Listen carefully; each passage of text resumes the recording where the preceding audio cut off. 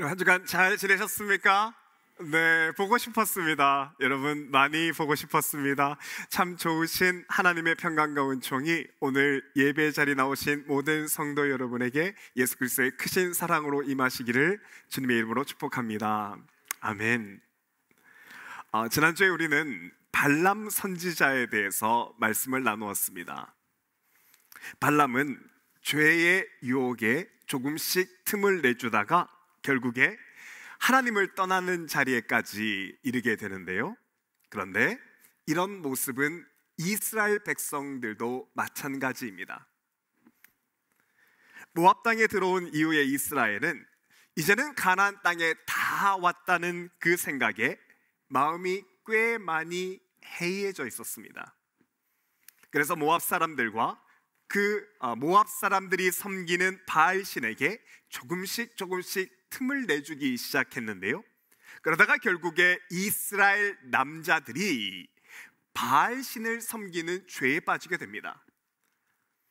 여러분, 이 당시에 바알 신을 섬긴다는 건 바알 신의 여자 제사장들과 음란한 행위를 하는 것인데, 그런데 이스라엘 남자들이 이 성적인 죄에 빠지게 되지요.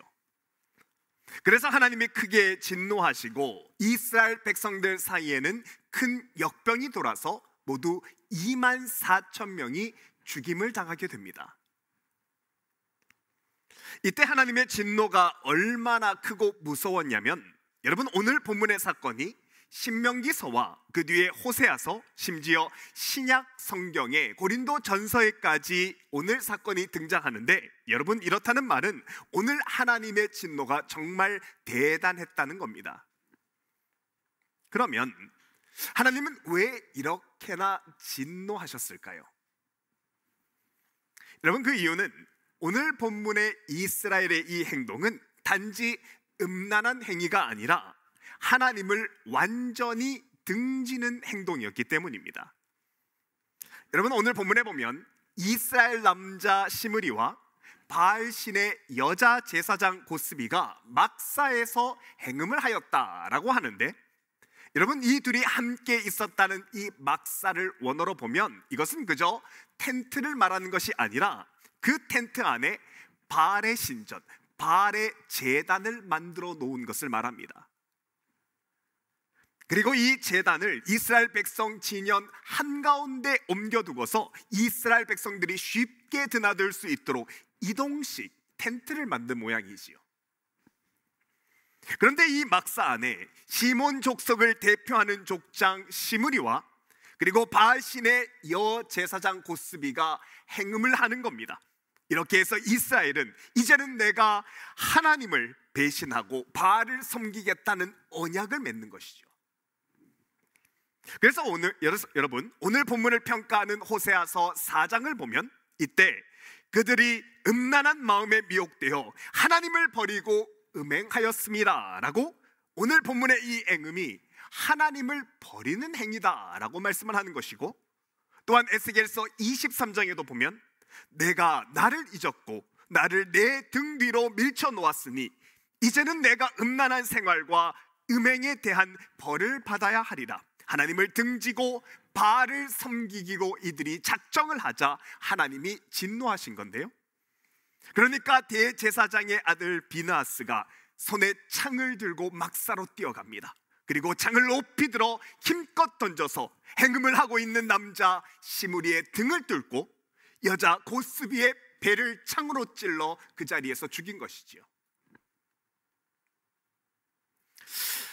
사실 오늘 본문의 이 사건은 한동안 유대 랍비들 사이에서 큰 논란이 되었습니다. 예를 들어서 제이콥 밀그롭 같은 랍비들은, 아니, 이런 일이 있으면 그저 조용히 기도로 해결할 것이지 비느하스가 너무 성급하게 이 일을 해결하려고 들지 않았냐라는 말을 했고요.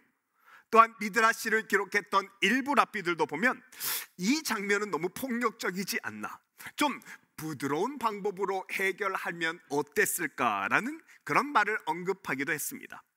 하지만 여러분, 이런 문제 제기들은 아무런 부질이 없는 것입니다. 왜냐하면 하나님이 이 일로 인해 비느하스를 크게 칭찬하셨기 때문이죠.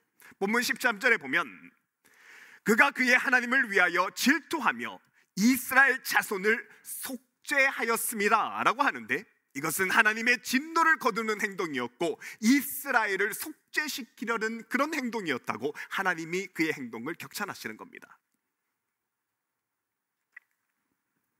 하지만 그럼에도 하나님이 비나스를 칭찬하시는 게 선뜻 이해가 잘 되지 않습니다. 왜냐하면 오늘 본문과 아주 비슷한 사건이 있는데 그 사건에 대해서는 하나님이 진노하셨기 때문인데요. 여러분도 잘 아시는 것처럼 창세기에 보면 야곱의 딸 디나의 사건이 등장합니다. 이때 야곱의 가족들은 가나안 땅 안에 있는 세겜이라는 성읍에 잠시 머무르게 되는데, 그래서 야곱의 딸 디나는 세겜 땅에 사는 여인들이 어떻게 사나, 이 여인들은 어떻게 옷을 입고 꾸미나 궁금한 나머지 이 세겜 땅으로 마시러 나가게 되지요. 그리고 세겜 성읍에 들어갔다가 히위 족장의 아들 세겜에게 못된 짓을 당하게 되는데요. 그러니까 디나의 오빠들이죠, 야곱의 아들들이 나서서 격분을 합니다. 동생 디나가 성적인 수모를 당했으니 화를 낼 뿐만 아니라 대체 우리를 얼마나 얕잡아봤으면 이랬을까라는 생각에 복수의 기회를 노리게 되는데요.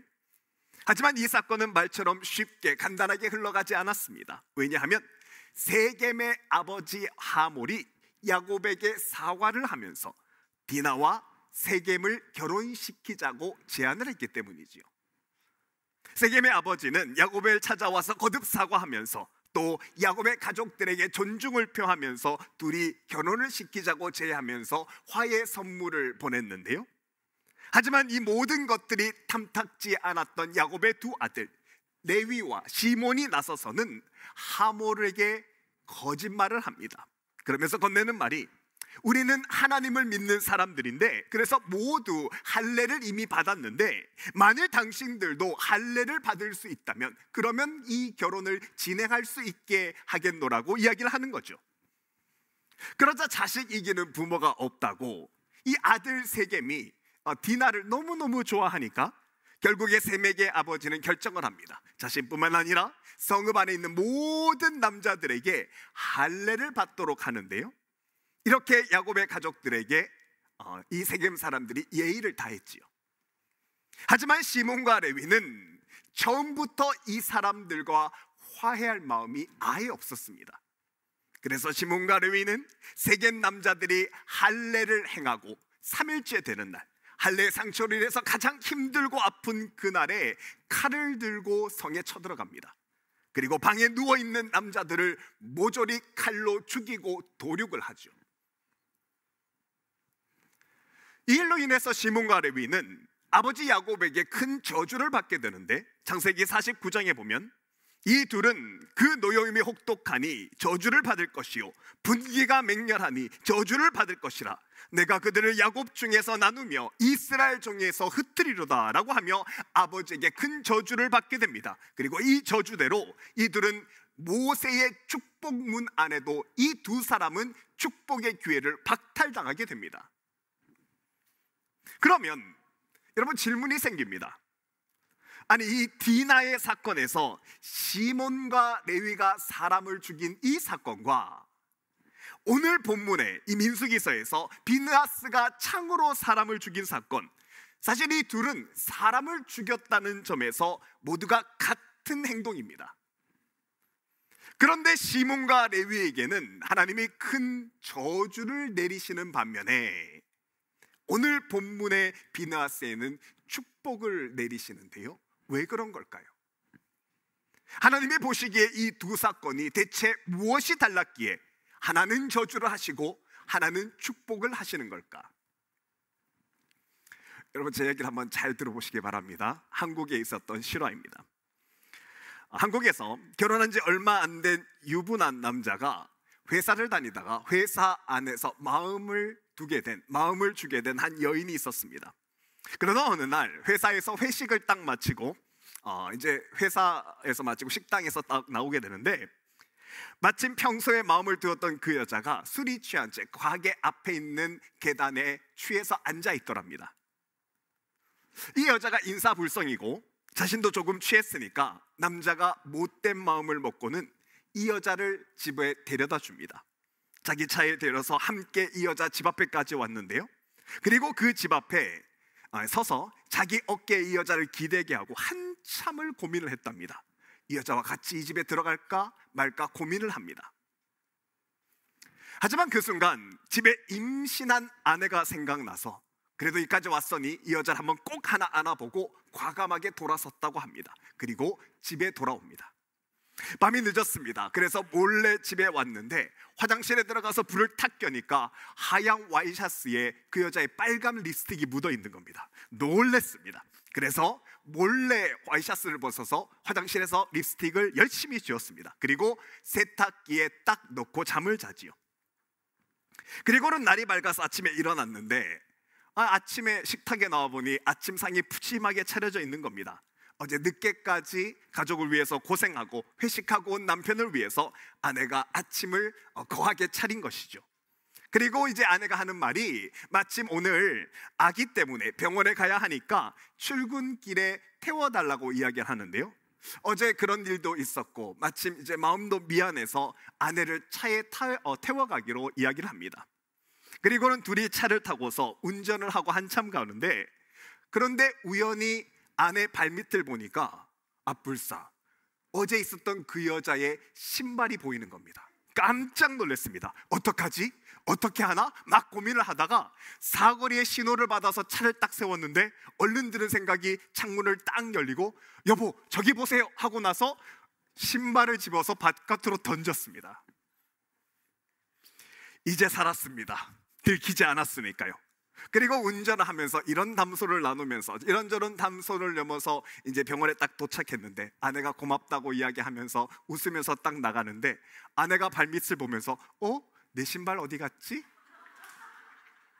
그렇습니다. 임신을 해서 발이 부었던 아내가 발이 아파서 신을 밑에 벗어두었는데 이 남편이 아내의 신발인 줄 모르고 어제 봤던 그 여자의 신발인 줄 알고 밖으로 던진 겁니다. 여러분 여기 질문이 있습니다. 이게 실화라고 말씀드렸잖아요. 이 남편은 바람을 피웠을까요? 안 피웠을까요? 안 피웠습니까? 피운 거죠. 여러분 사람은 사람의 눈을 잠시 속일 수 있어도 하나님은 속지 않으십니다. 하나님 말씀하셨거든요. 사람은 그 행동과 외모만 볼 뿐이지만 하나님은 그 마음의 중심을 꿰뚫어 보신다고 말씀하셨습니다.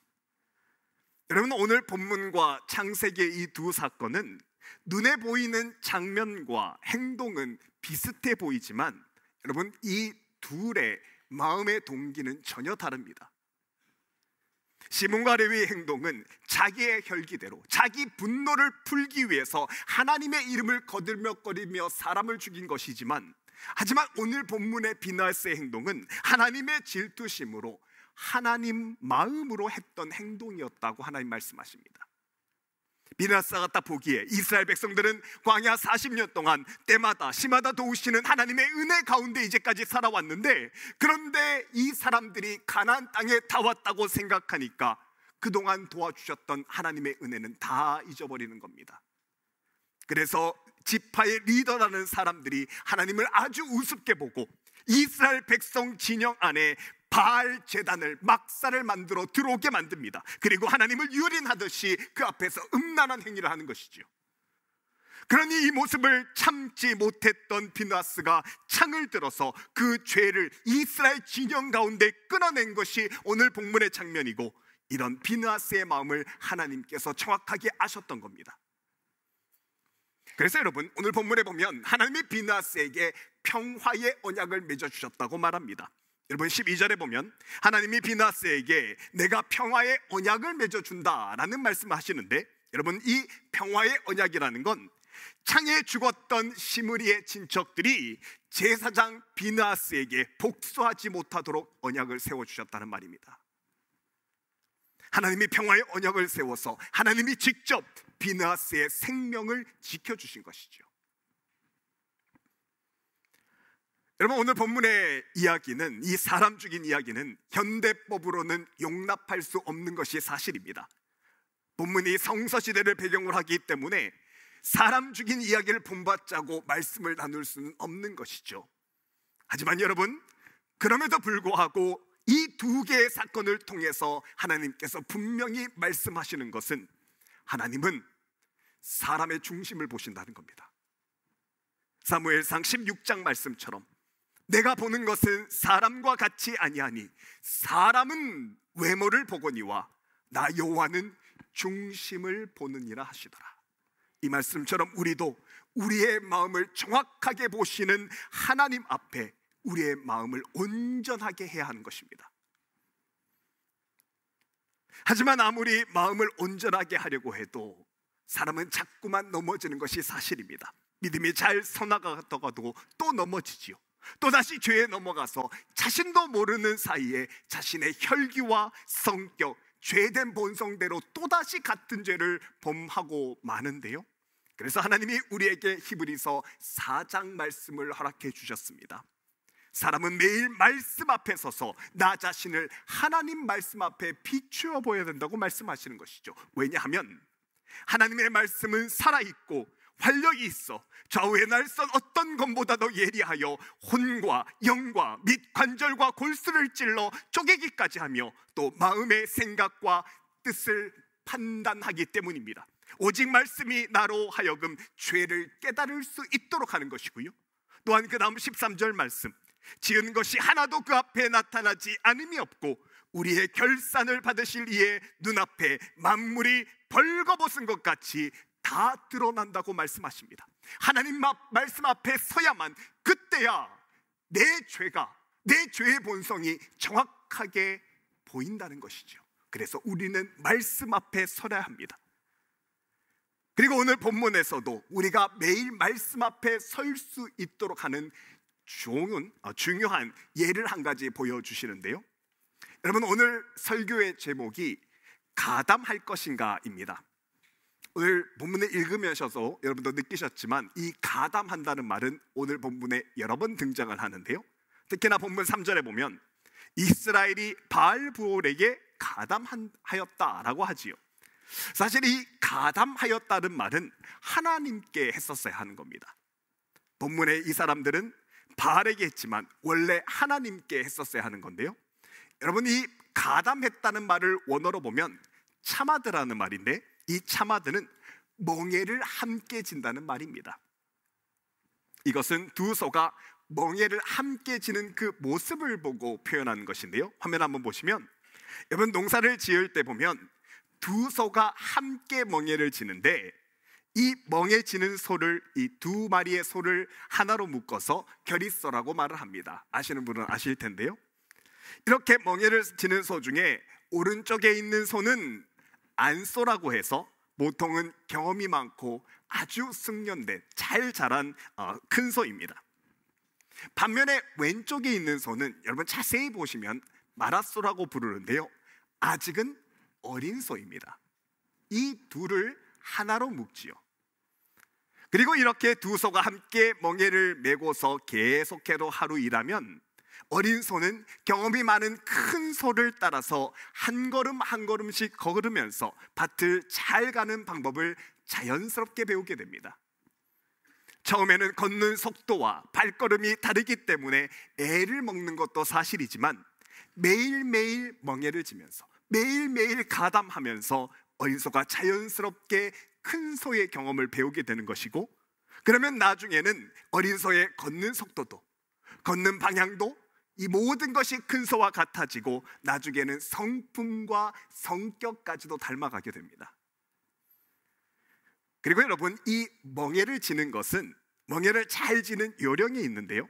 여러분, 이 멍에는 어린 소가 숙련된 큰 소와 발을 맞추면서 정확히 같은 방향, 같은 속도가 되어서 발걸음이 딱딱딱딱 맞게 되면 그때부터는 어린 소에 지고 있는 멍에가 힘들어지지 않습니다.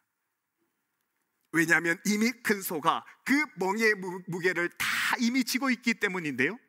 큰 소가 인도하는 대로 한 걸음씩 걸어가면 그때부터는 어린 소의 멍에는 무게가 느껴지지 않는 것이죠.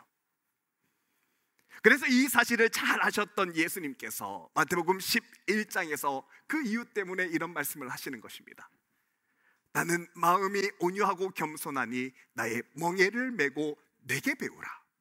그리하면 너희 마음이 쉼을 얻으리니 이는 내 멍에는 쉽고 내 짐은 가벼움이라. 여러분, 이게 예수님이 이 결의소를 두고 하신 말씀인데, 왜냐하면 하나님은 우리를 창조하셨기 때문에 우리 자신이 아는 것보다 더 잘 아십니다. 그래서 우리를 잘 아시는 하나님이 보여주시는 그 방향으로 가기 위해서 우리가 매일 주님을 보고 주님의 속도를 알고 주님의 뜻대로 가기를 노력하면 이 안에, 이 결의소의 묶음 안에 참 자유와 평안이 있는 것입니다.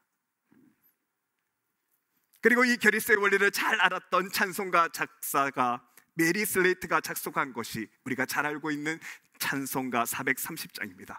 주와 같이 길 가는 것 즐거운 일 아닌가.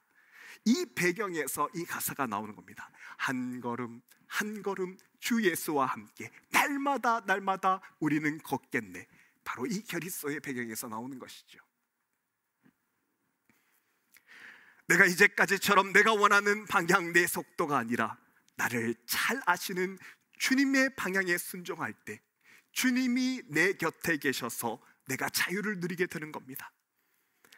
날마다 주님께 원하시는 삶의 방향대로 가며 주님과 함께 살도록 내가 발걸음을 낮춰갈 때 주님께서 내 짐을 다 져주시기 때문에 주님의 그 놀라운 힘이 내 힘이 되는 것이죠. 사랑하는 여러분, 이 말씀을 기억하며 오늘부터 시작되는 이 한 주간 날마다 날마다 매일매일 내 곁에 계신 주님과 한 걸음씩 걸어가실 수 있기를 바랍니다.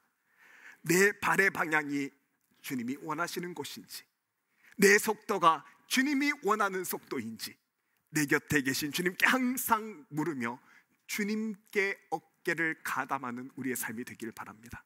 그래서 매일 하루하루 주님의 말씀에 청종하며 하나님이 서라 하시면 그대로 서고 가라 하시면 주저없이 달려가는 하나님의 사람이 되어 주님이 주시는 참 자유와 기쁨의 삶을 사시는 저 여러분의 복된 한 주간의 삶이 될 수 있기를 주님의 이름으로 축복합니다.